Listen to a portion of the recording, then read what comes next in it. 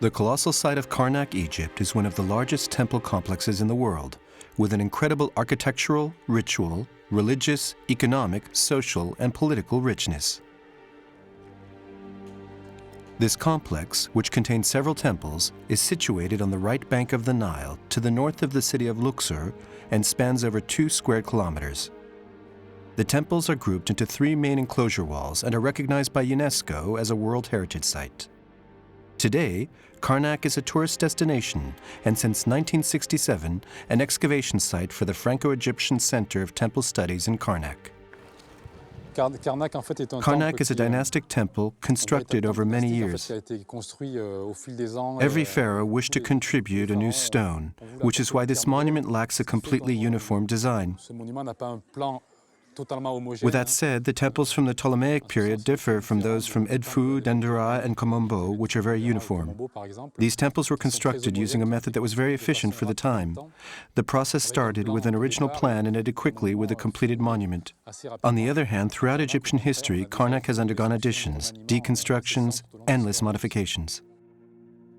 The construction of the Karnak complex spanned over more than 2 millennia with a series of large construction projects, modifications, additions, deconstructions, reorganizations, which made it the most expansive religious center in ancient Egypt.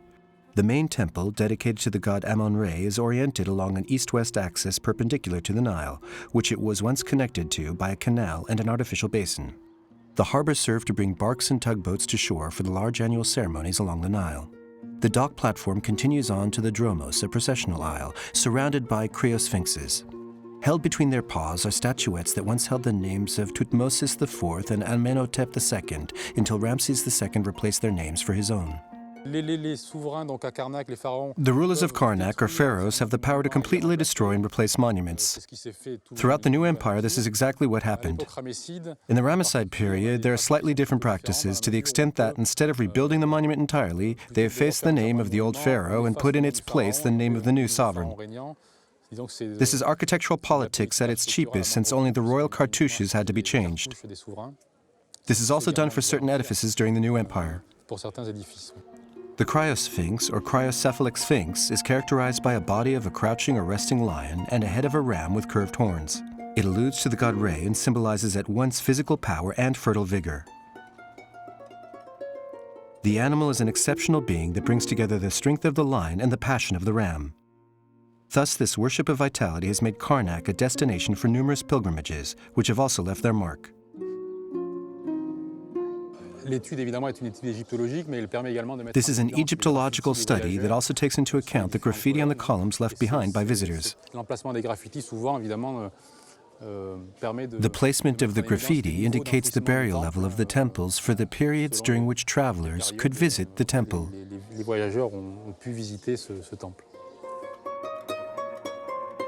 In order to get through the exterior wall, you must first pass the first pylon, which is 15 meters thick at its base and 43 meters high.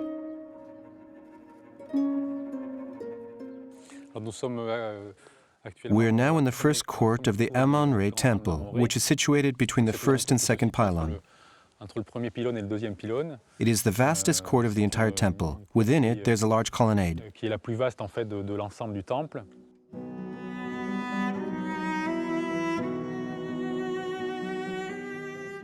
Only one column from the reign of Taharqa of the 25th dynasty remains. It was reassembled by the French mission many years ago.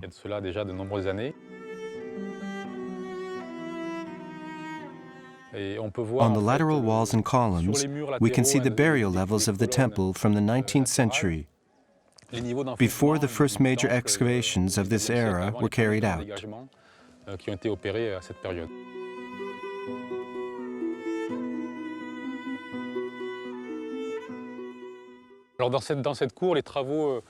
In this court, the projects of the Franco-Egyptian Center of the 1960s and 70s brought in an excavation floor to the lower circulation level before the pedestrian pavement was replaced.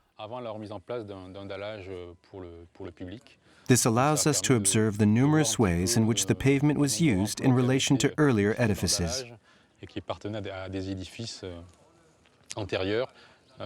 This project was carried out at the beginning of the 20th century, after the reassembly of the huge column of Taharqa.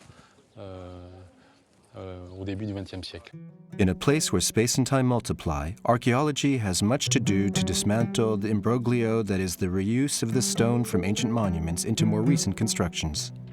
In addition, the court, which was created in a later period, was emptied of most of its statues and ex voto, which had been collecting there over many centuries. Here and there, the remains of a pavilion, 2 small temples, a court, and older monuments all await an eventual restoration or reconstruction.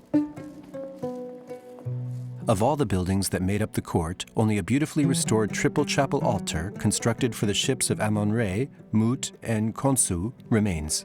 The chapel altar was constructed towards the end of the 12th century by Ramses II's grandson, Seti II.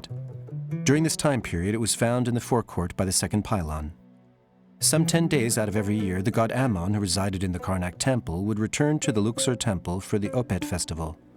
In order to undertake his journey, the divinity was placed inside the barks brought over by the priests. The Opet was the country's most important religious festival and attracted a considerable crowd. But in order to understand the story, one must know how to read the markings and reconstruct the ruins. The majority of the Karnak Temple and annex structures are made of sandstone, which is a very unstable material that turns quickly back into sand. Therefore, deciphering Karnak and all the Egyptian sites constructed in this material becomes more complicated. Sandstone deteriorates fairly easily. There are certain chemical products which restore cohesion to the material. The process of preserving these blocks is equally important as returning them to their proper place.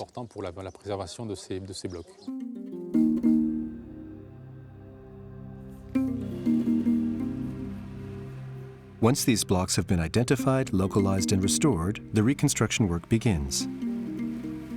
The Temple of Ramses III, like that of Seti II, was constructed well before that last great wall of Karnak. Thus, during this time, it was outside the religious complex. Today, the entrance pylon, flanked by 2 royal idols, stands at the heart of the large court. On its facade, we see a depiction of the king's massacre of the conquered people, as well as an illustration of the god Amun, to whom the temple is consecrated. The building contains a court. It is surrounded on 3 sides by a peristyle, which is decorated by 16 statues of the pharaoh.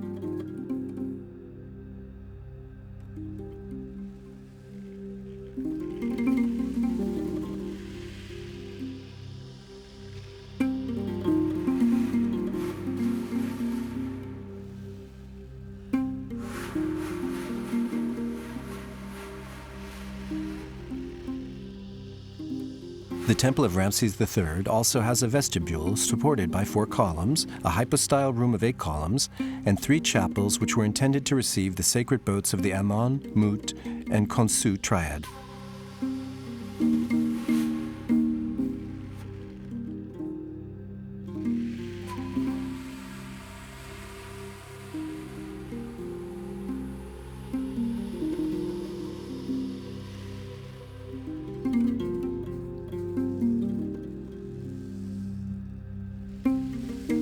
Once the reconstruction is finished, archaeologists, with the help of the scriptures on the walls, can start to formulate an idea of how daily life proceeded in these once sacred places.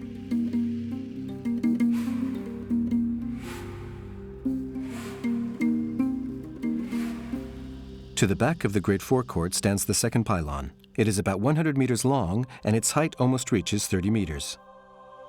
Commissioned by Horemheb around 1300 BC with blocks taken from a structure of Akhenaton, the second pylon was completed by Ramses II. The ornamentation was completed under Ramses III. It was restored and glorified 1,000 years later during the Ptolemaic period.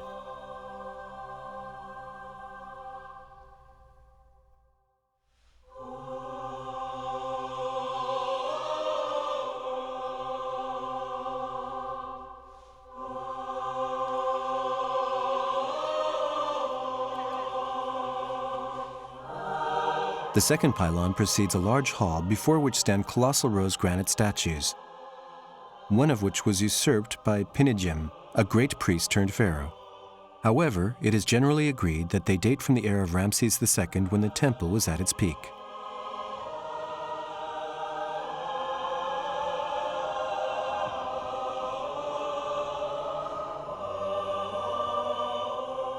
The statue to the left is 15 meters tall and possesses at its feet an ever so small statue depicting the wife or daughter of the pharaoh.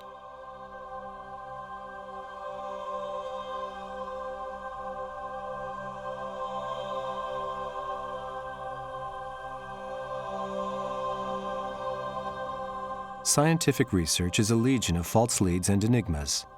The first task, as we can see, is to restore the edifices so that we can understand these places. But sometimes the sandstone blocks are scattered. In order to reattribute meaning to all these mysteries, we need to collect them somewhere. The replacing of the maximum number of stones, in situ or not, is called anastylosis. Once the study of the stone monuments has been confirmed by Egyptological and architectural research, the stones are reassembled.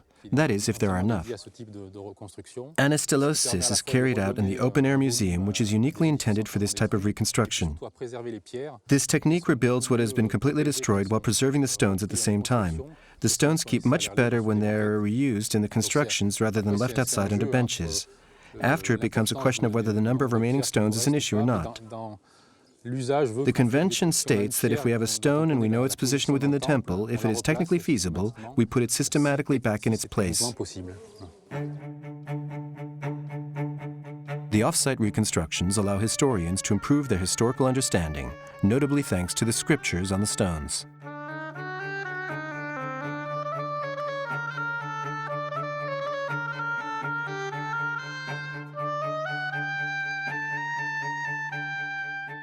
We are inside the open-air museum.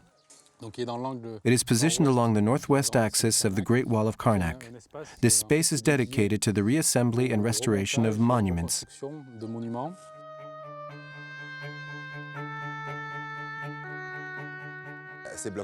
These blocks here come from several structures.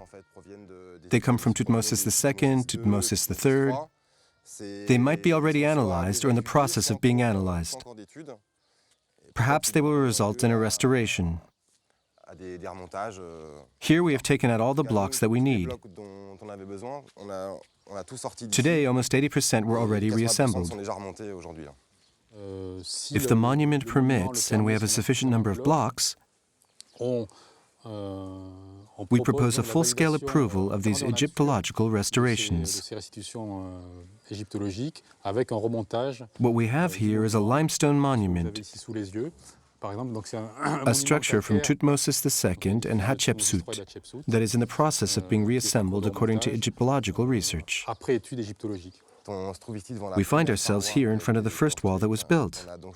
We have chosen to construct this one first because it is the only one that has the first base block and starting stone height.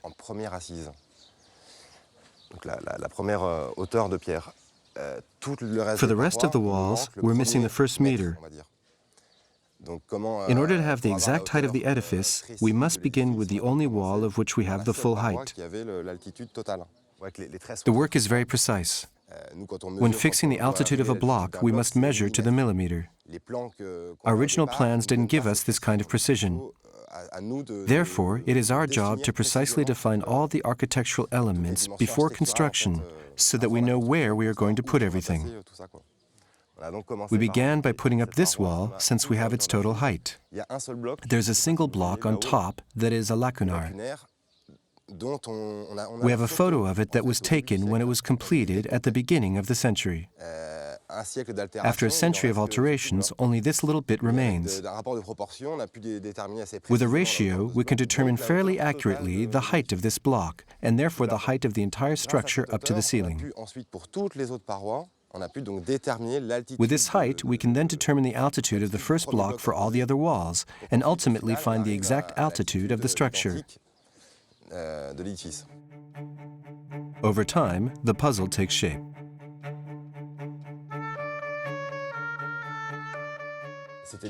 This building was taken down and its blocks were released. They were even cut up in order to be reused in other structures. Even during antiquity, they were stored in various locations. All this leads to the discrepancies in the block's degradation. For example, the one on the left still has crusts of salt and dust on it. Its state of preservation is very different from that of a block right next to it.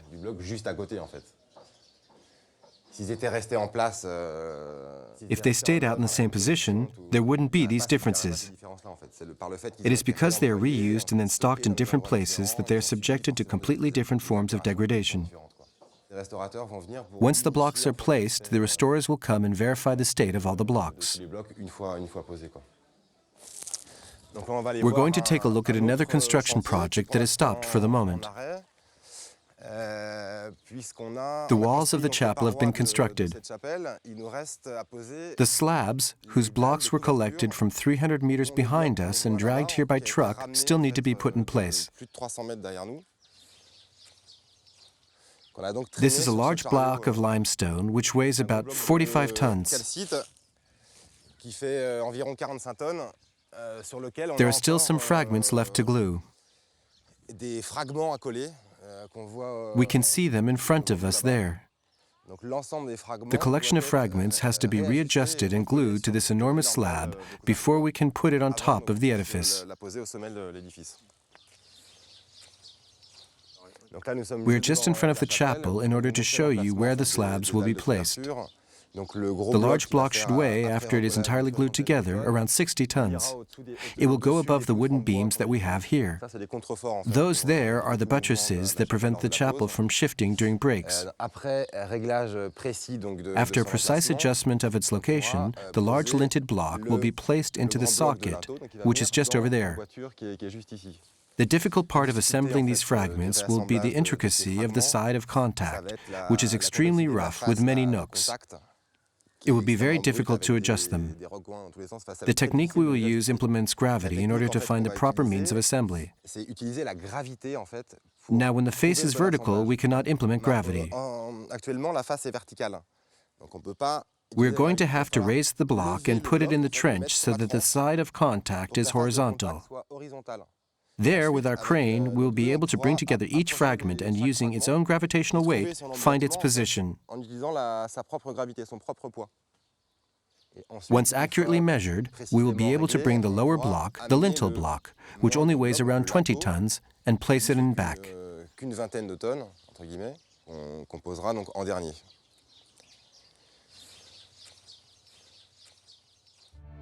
The most majestic part of the Amun Temple is the hypostyle hall situated between the second and third pylon. Composed of 134 monumental columns, it evokes an enormous thicket of stone papyrus. Originally enclosed by a ceiling, light filters in through the lattice windows, some of which are still in place. The columns, the majority of which are still standing, have kept their ornamentation. A real gold mine for historical researchers.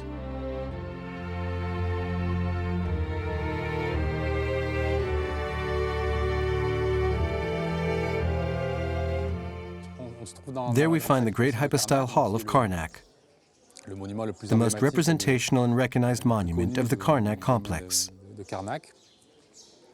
The building was constructed in several stages. Recent research projects have led to a precise conclusion regarding the chronology of its construction and ornamentation. The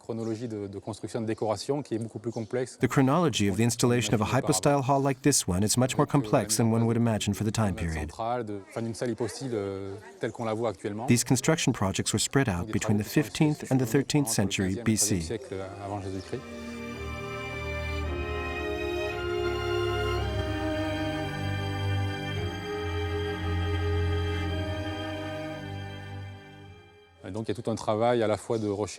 Architectural and epigraphic research is being carried out in this great hall. This is partnered with a 3D digitization process, which was put into effect several years ago. It is performed on the entire hypostyle hall in order to obtain views of the column. One photo per column is to be used to serve the epigraphic study. We realize that the epigraphic convention, that is to say, putting your nose to the wall and working in the traditional fashion, is irreplaceable. But this new technology allows us to bring new tools to the study.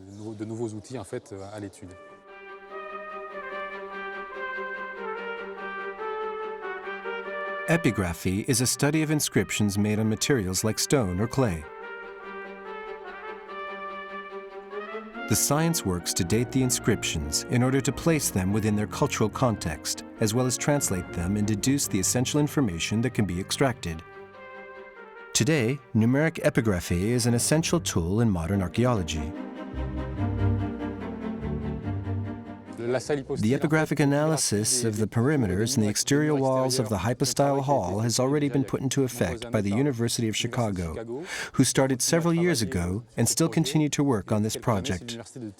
For several years, the University of Memphis, Tennessee has been using the 3D scan technique on the epigraphic analysis of the columns.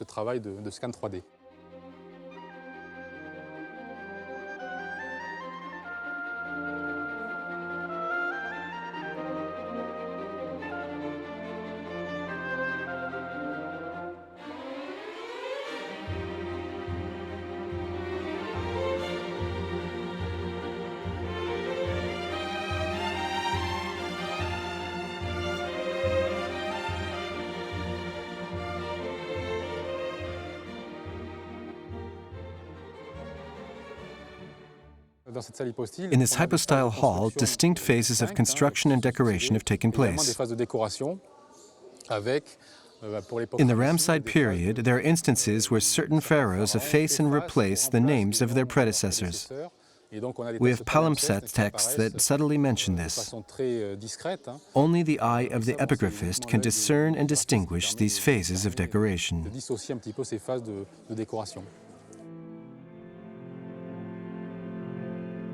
The columns, perfectly aligned along the axis of the enormous hall, 103 meters in length and 53 meters wide, are about 23 meters tall. They grow in circumference from 10 meters to 15 meters, where the capital widens. The lateral nave supports measure 15 meters in height, with a circumference of about 8 meters. In other words, writing materials. On these columns, the sagas and exploits of pharaohs are recounted. Engraved in the stone, they are in our reach, given that we manage to understand them.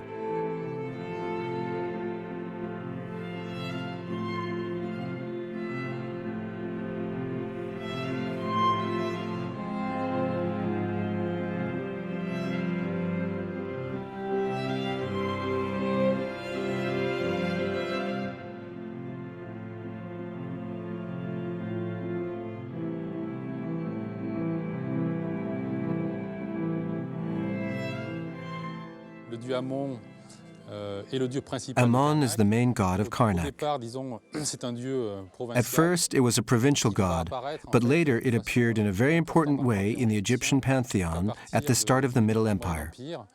When the rulers of the 11th and 12th dynasty took power of Thebes, they made this local god national and dynastic. It took its place in the pantheon, appropriating theologies and attributes of various, mainly Heliopolitan, divinities. The sun cult, popular during ancient Egypt, is led by Amun, the god of Thebes and one of the main divinities of the Egyptian pantheon. His name, which means the hidden or unknowable, conveys the impossibility of knowing his true form. He appears under numerous guises. Amun became a national divinity since he is the unifier of Egypt. It is said that gods bow at his feet, like dogs when they recognize the presence of their master. So it is here in Karnak where the priests of Egyptian temples sustain the worship to this divinity.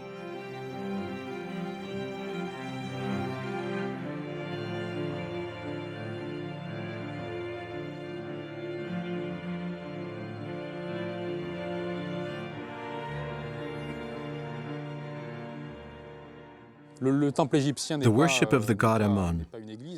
Egyptian temples were not churches. They were places where believers could haunt and visit a god. During certain days on the liturgical annual calendar, gods left in procession to be visible to humans. There are two important festivals that are tied to the god Amun of Karnak. First, there's the Festival of the Valley, where the god Amun appears on the west bank of Thebes and visits funeral sites.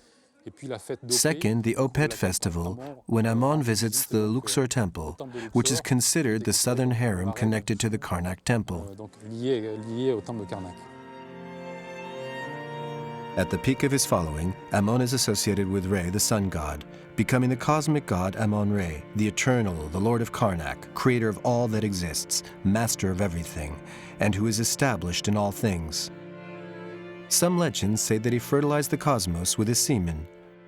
He has blue skin because his flesh is composed of lapis lazuli, the ultimate magic stone. Priests were in charge of worshipping this god according to a very rigid hierarchy, with the great priest at the top. He was the only one who could take the pharaoh's place and was allowed to open the god's naos, dress it, and give him offerings. Then, beneath this great priest, there was a series of others, each with their own very specific tasks, until the modern priest at the bottom, who is in charge of bringing the offerings and maintaining the god's domain.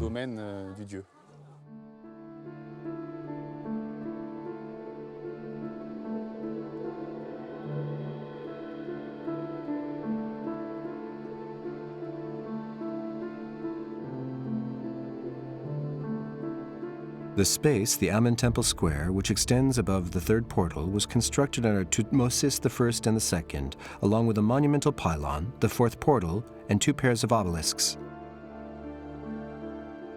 The still-standing obelisk, the work of Thutmose I, is an immense piece of monolithic granite, with a height of 22 meters and a weight of around 140 tons.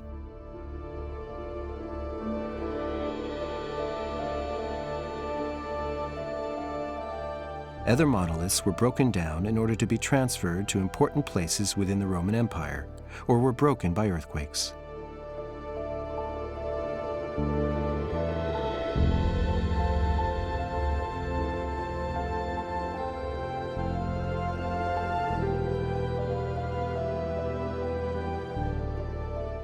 The Amun-Ra chapel altar, constructed during the Greek era and finished during the 4th century BC, replaced an identical rose granite edifice that must have been significantly ruined.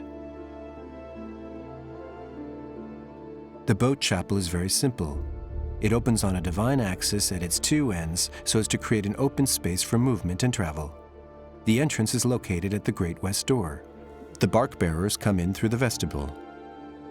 There can be up to 32 bearers, 16 on each side of the bark.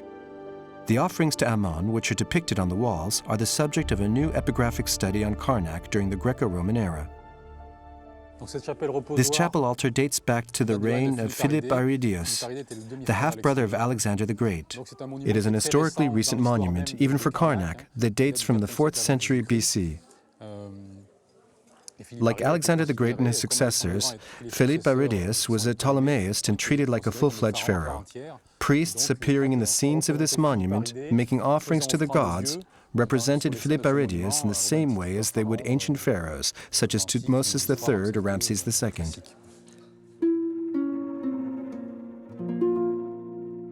To the left, we recognize Amun in his crown, topped with 2 high feathers.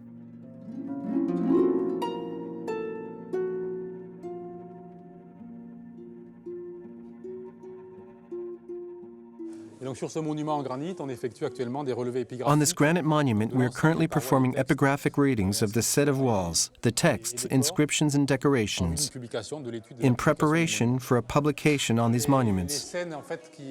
The scenes etched in this first room represent a whole series of offerings made by the pharaoh Philippe Aridios to the god Amun. We have several types of offering scenes, Amun being the main god of Karnak. This building is where the bark was kept. These offering scenes were performed in front of the gods.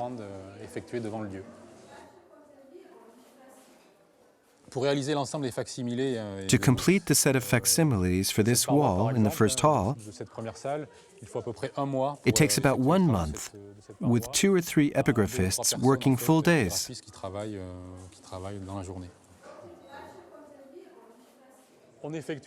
For the wall, we carry out reproductions and readings at scale 1 on the plastic film.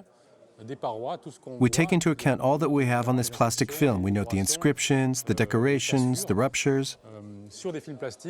The plastic film is then digitally photographed on an illuminated table, and the drawings are digitally transmitted onto the computer, where all the copies of the monument can be stored.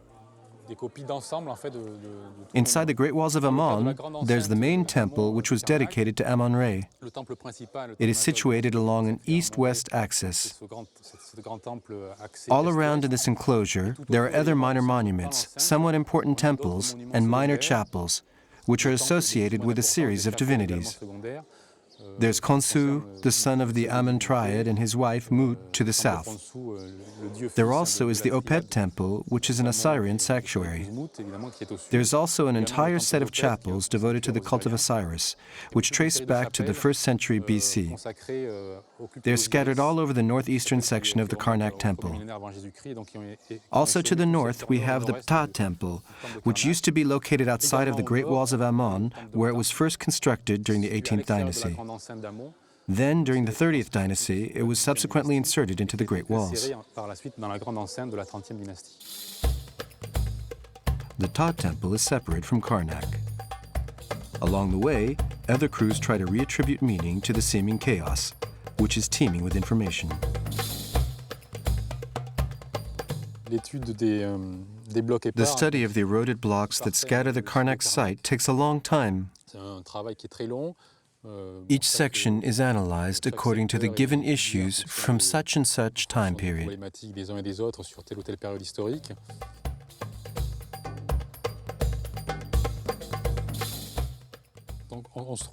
We are now in front of the Ptah Temple, which is located to the north of the Great Amun Temple, on the border of the brick enclosure wall that you see behind it, which dates to the 30th dynasty. The temple itself was constructed during the New Empire under Thutmose III. During this era, it was outside the enclosure wall. It was later included during the 30th dynasty. We almost have a complete understanding of this temple, a project which began October 2008. The goal of the project is to publish the hieroglyphic texts, a complete architectural study, and a full photographic record. At the same time, we are excavating the monument and the remains which are located to the south and on the western border of the structure. In Egyptian mythology, Ptah, the creator, is the god of artisans and architects. During the Middle Empire, he's one of the 5 great Egyptian gods, along with Re, Amun, Isis, and Osiris. In this project framework, we have a diverse multidisciplinary crew, including topographic architects, which you can see now in the construction site. They restore the remains found during excavations. We also have archaeologists who are now in the trenches, and restorers who are currently working inside the prior mentioned temples.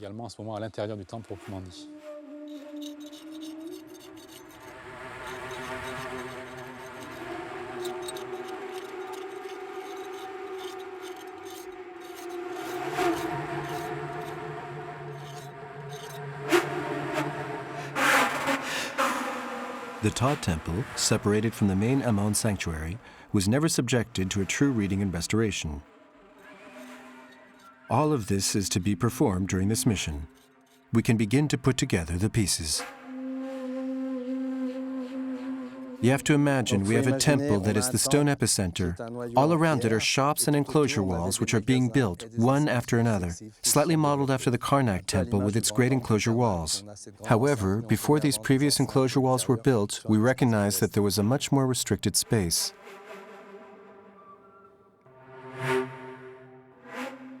At the same time, we are working and excavating on a horizontal plane in order to incorporate the efficient use of space. We are creating surveys in order to have a chronological sequence which allows us to see how the periods connect, or if we have gaps in the succession. The ceramic is an extremely important element because there are particular styles which are specific to certain periods. This allows us to identify the layers of use. We often end up with a very limited background. As you see here, we have a very tiny space for ovens. This is certainly a domestic job, excavated on several levels. You have a level of ovens at the bottom. You have some sideboards there as well. We welcome students who already have their masters. We also have a team of Egyptian workers who are customarily used in this temple. Outside of the great axis of the Amun domain, and like all the structures on the periphery, the Ptah Temple has never been the subject of recent studies.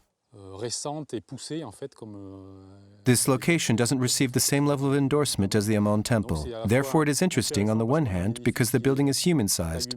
On the other hand, from chronological standpoint, although it was constructed under Thutmose III, the latest decorations of the text date back to the reign of Tiberi, thus the Roman era.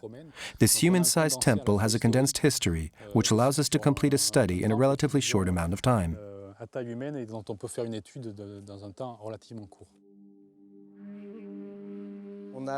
We have the monolithic building of Thutmose III, first construction. We then have, facing me, a door of Chabaka, which connects to an enclosure wall, certainly an embellishment to the project.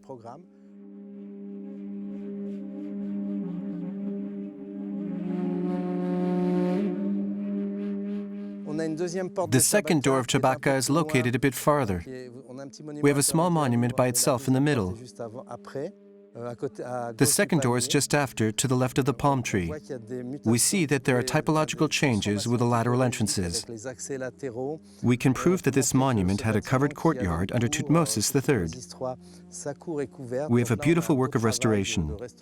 After, we change the image a little of what exists of the temple.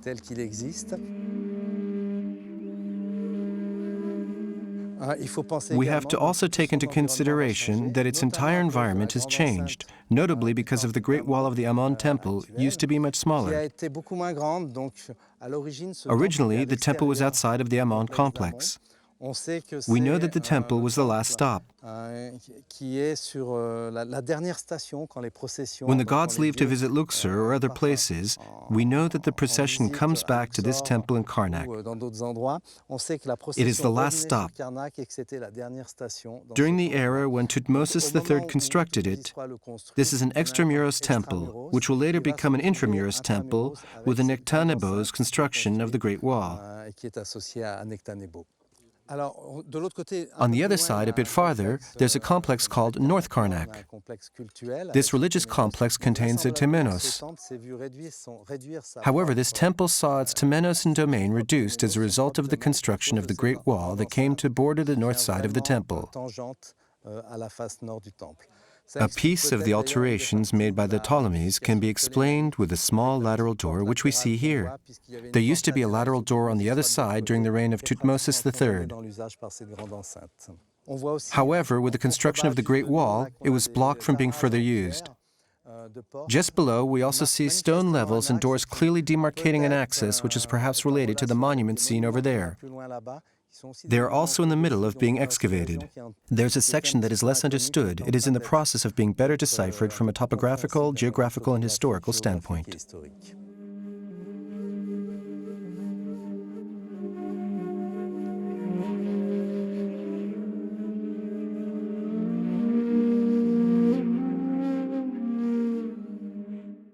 The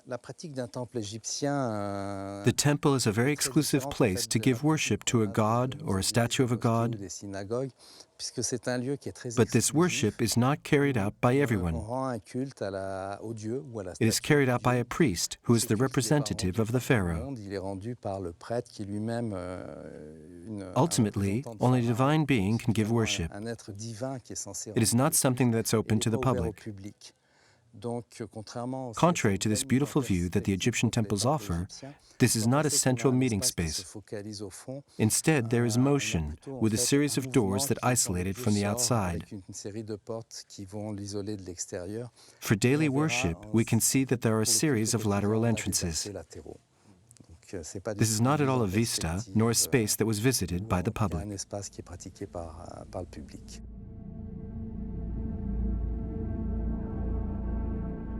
We are here in the forecourt of the Ptah Temple, linked to the door of Ptolemy VI.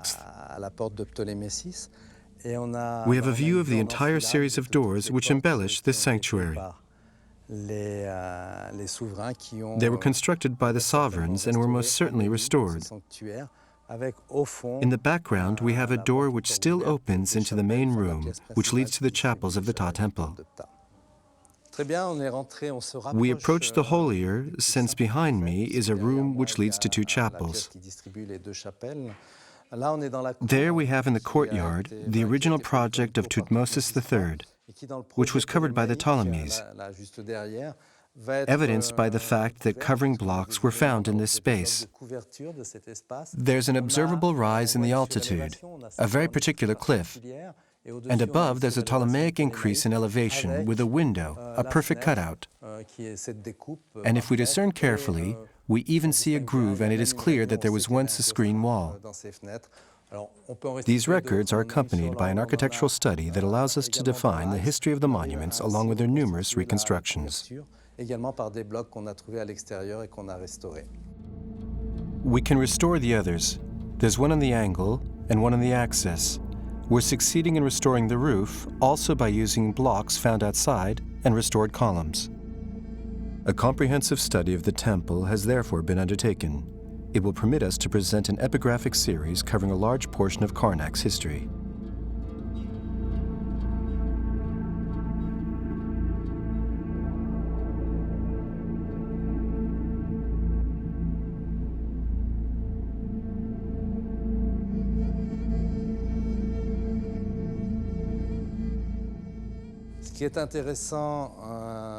If we go back to Thutmose III, it is interesting to see that he used a lot of blocks from older buildings. This happened very often because an Egyptian religious sculpture is sacred, even if it is no longer useful.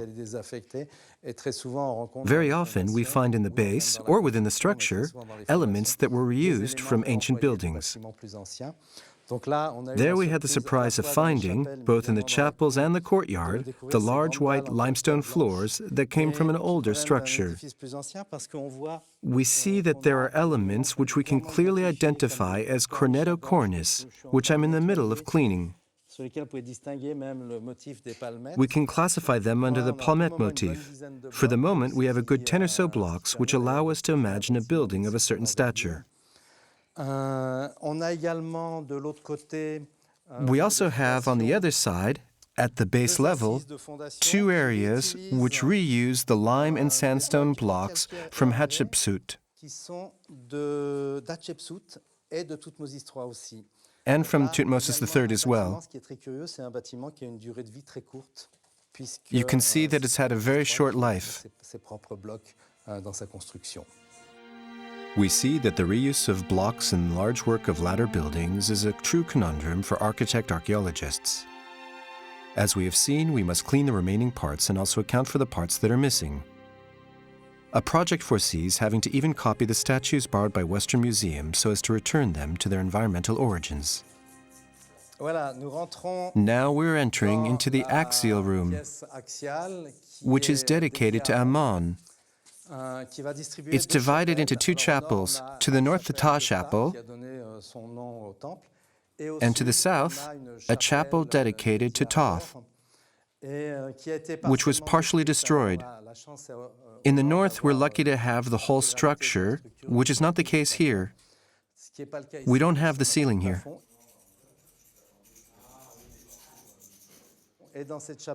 In this chapel, the structure has been dismantled up to mid-height.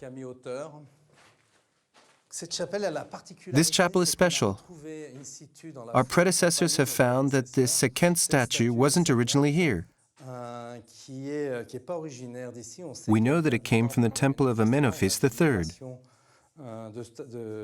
We already know of statue migrations and religious elements of antiquity. It was reconstructed here in situ, which brings very few visits to the temple. In fact, there's a mystical tourism with people who come to pray to this statue because it supposedly contains a lot of energy.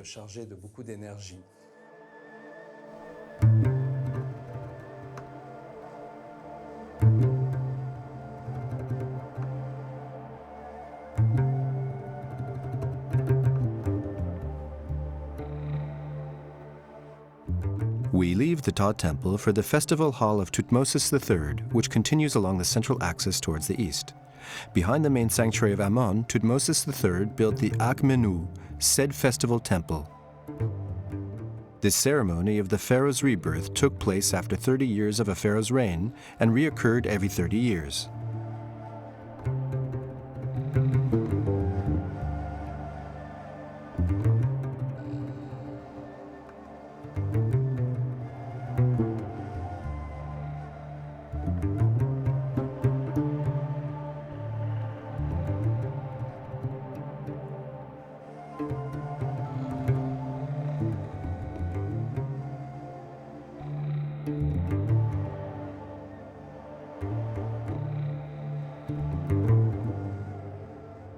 To the left, a superb festival hall, 40 meters in length, the nave is demarcated by 10 columns shaped like tent stakes. The ceiling was painted blue, scattered with yellow stars.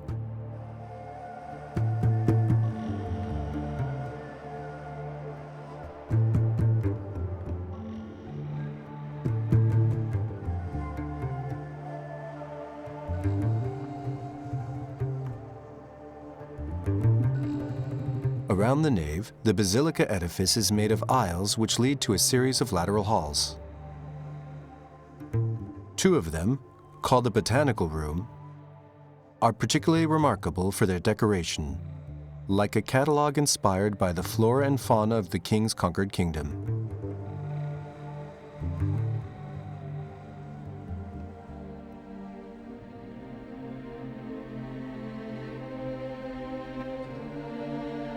The north-south axis from the central temple of the Karnak site starts with a courtyard that faces the set pylon. In 1902, the French Egyptologist Georges Legrand discovered a collection of very valuable statues which were hidden in the soil of this courtyard. For this reason, it is called the courtyard of the cachette. The severely damaged setest pylon was constructed by Thutmose III. The two to the left living, and the dead to the right, the feet joined and arms crossed, holding a crook and a flail.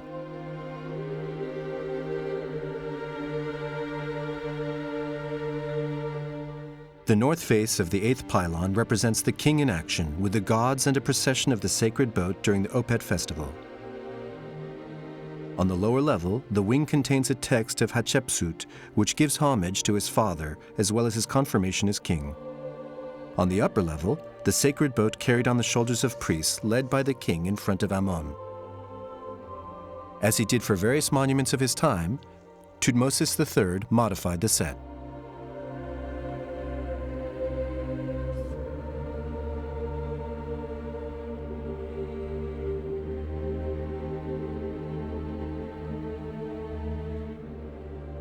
Around 250,000 square meters, the Amun Temple enclosure is characterized by an extraordinary complexity and richness, which in architectural activity spans 2 millennia. Certain sections have not yet been excavated. It is impossible to establish a complete inventory of all the objects and buildings that make up the enclosure.